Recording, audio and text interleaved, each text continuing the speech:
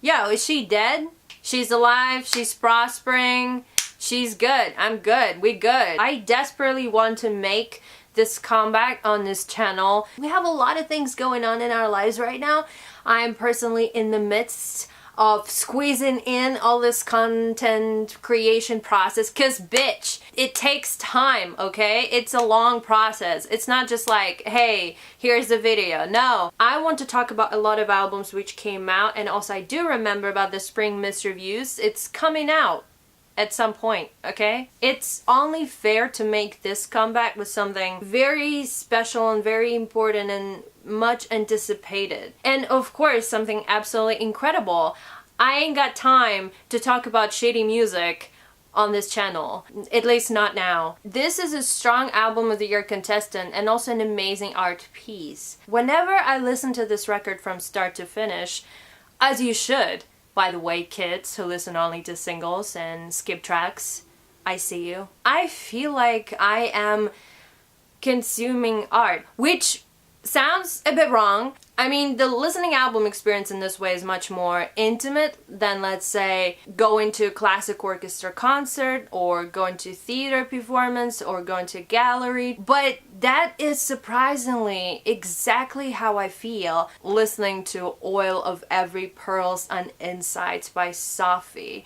We're talking about Sophie today, if you didn't know. It feels like a music art from capital A. I do remember reading and translating an interview with Sophie from a couple of years ago, and in that interview she was talking about how she gets inspiration from orchestra concerts and from going to those concerts, seeing the orchestra play, seeing this whole process, and she was sort of comparing it with synthetic instruments and with her being the lead of that synthetic orchestra. This album in particular sounds exactly like that. This is maybe why I get so many classic artistic feel about it, especially in slower, quieter tracks on the record. Maybe this ability of hers, creating an orchestra feel from instruments, laptop, collaboration voice, guest vocalists, and herself being a producer, that would help to create both party banging moments on this record and those amazing between the bad sheets whispered small talk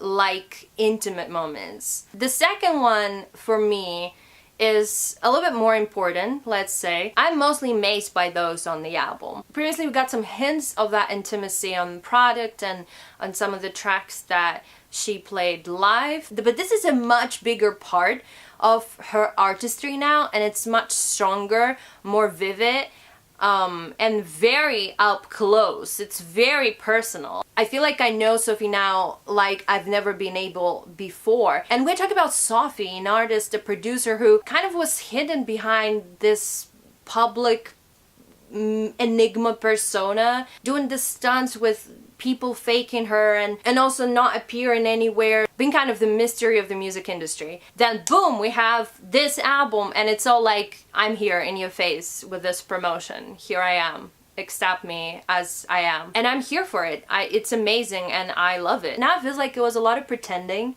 as one of the tracks on the album suggests, by the way. And it's over now. We see the rawest Sophie possible. I'm a big fan of this artist, and seeing her growth from the very first EP singles to Product and now to this is mind-blowing. Some of the more quiet, dark ambient-ish tracks on the album remind me a little bit of maybe some of the Aphex Twin works, as well as Arca. Now, talking about the influence, I'm really not sure that Sophie got inspired by that, but it definitely comes from the same mindset, especially when we are talking about Arca and his latest LP, which is amazing, by the way. I love this album. On Oil of Every Pearls and Insights, Sophie actually starts singing. If you follow Sophie's music career, you actually maybe would know that she previously performed in a band and in some sort of dual collaboration where she also got some singing parts, but it's very different now. Even the way of delivery is something completely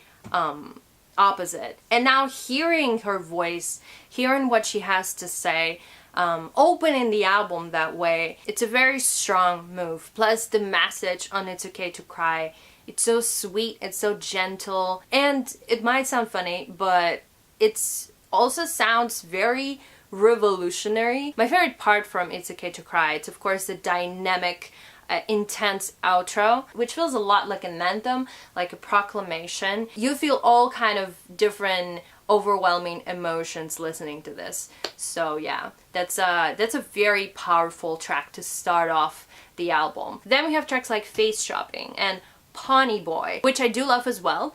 But yeah, they're much more classic Sophie that we all know and love. A lot of the moments on there are kind of her staple at this point. The thing I found the most gripping for me personally in those two was the message again, which to be honest was quite surprising, considering that for me the instrumentals are usually a little bit more important than the messages, than the lyrics. And also that before this album, I haven't really looked at Sophie as someone who has a lot of lyrical meaning, lyrical presence, more as a producer, as an instrumental producer. And for me, that was a really interesting shift to kind of look at her music in particular from a different perspective, from a different angle. The Amazing Mozart's Sister is presented vocally on pretty much all the tracks besides It's Okay to Cry, and I'm guessing she has to do a lot with the lyrics, with writing the lyrics. And I'm not really familiar with her as an artist. It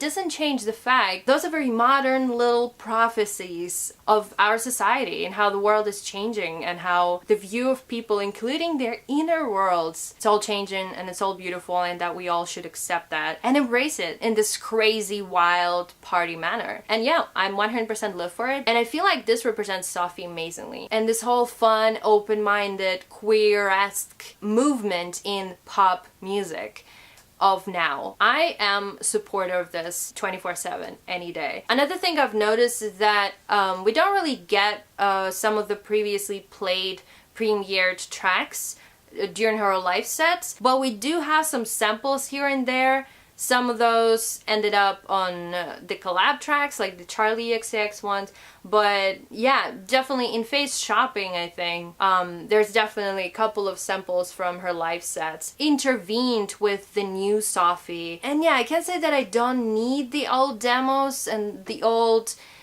tracks to premiere, but I also love how she's still able to pull off her own style of making instrumentals, because so many producers now are Sophie inspired, and like so many producers now kind of steal those ideas, make them their own. It's very interesting to see how Sophie influenced a lot of modern pop production. It says a lot about how powerful she is, and that you pretty much all should stan. Is It Cold in the Water is perhaps one of my ultimate favorites on the album. I love the build-up, love the solo choiry vocals, and those almost sexual husky verses. It sounds like a cold icy track it's intended to be, but those verses vocals sort of melting this out. It's a beautifully worked through track with a very nice delivery, which flows gently into Infatuation, my another favorite, with its whisperish tones, this weird futuristic elements, which don't destroy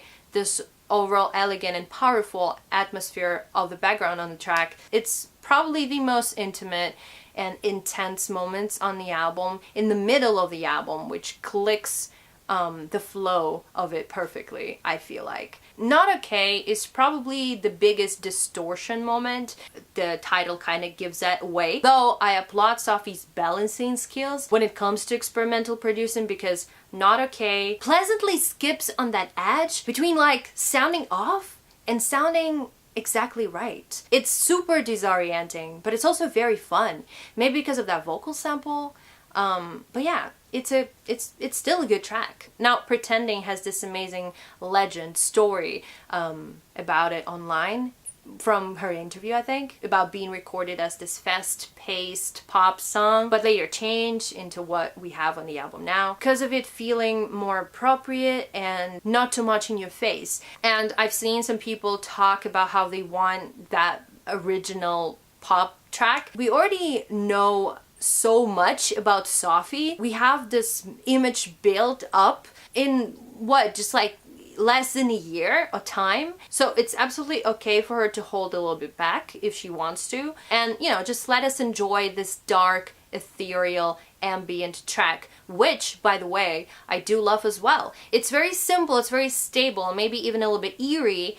Yeah, knowing that behind the scenes story made this one of the stronger pieces on the album. Without it, maybe it would be a little bit weird, but yeah, knowing that it's a good track, it's an interesting track. Immaterial, of course, is a huge girl party, fun party, bop moment. Ever since hearing her play it live, I knew, we all knew, it's gonna be a huge bop. People gonna go insane, and it happened pretty much the same way as we expected it. This is the biggest celebration, probably the coolest party track of the year. It reminds me a little bit of very early Sophie disco inspired tracks, mashed with happy pop songs from Product, and also redefined within the new sound and within the new social image of today's 2018. It's a very modern, experimental pop, yet quite friendly, radio-friendly pop track. You know, all the good things. It's a proclamation of all sorts and a beautiful parade of everything gorgeous. Album's 9 minutes long outro sounds like a great representation of what Sophie is capable of doing when it comes to mood sets, collaborating, and synthesis and producing. It's probably not the best thing to send out to your friend who tries to find more about her. A much better thing to kind of conclude this particular release. It does. You know, it beautifully combines those two contrast sides Sophie has in her artistry right now. After the record release, I just love seeing the praise. She 100% deserves this as a producer and as an artist. I am already dying over some of the new tracks from her live sets. For herself, always playing the new stuff, leaking her music. Girl, I live. I need this Take Me to Dubai track. It sounds so amazing. I need it ASAP. Plus, I still hope for Burn Rubber. Girl, she keeps on living in our hearts. I'm definitely not alone in this, and we won't let go, bitch. Release it. Charlie XCX just officially licked. She actually released it. No Angel, co-produced by Sophie. It's an amazing track. Go listen to it. Now, what's your problem? What's the tea, girl? Release all of your tracks. Leak them. I don't know. Somebody hack Sophie's computer. No, don't do that, though. Yeah, I don't know. I'm very excited and really happy about this release. I really love this album from start to finish. Really love Sophie with all my heart, and I hope you do too. We don't really give any kind of scores on the albums, though that album would definitely get 5 out of 5 for me, 10 out of 10, whatever you want to call it. Maybe we will give out scores in the future. I don't know where this channel is heading. But yeah, I guess that's it. Thank you so much for watching. Don't forget to like this video, to leave a comment about Sophie and about this release. I really want to hear it. For now, that's it. I'm out. Peace off.